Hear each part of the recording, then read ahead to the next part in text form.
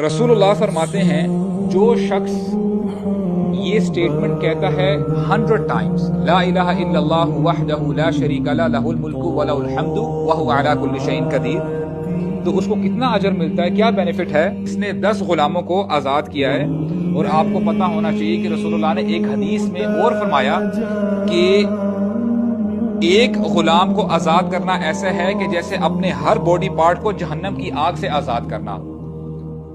तो अब बंदा अगर 100 टाइम्स ये जिक्र करता है तो क्या रिवॉर्ड है।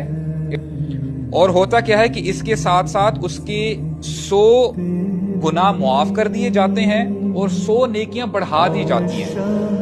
और अल्लाह सुब्हानहू व तआला उसको सुबह से लेकर शाम तक शैतान से प्रोटेक्ट करते हैं। That person will be protected from शैतान।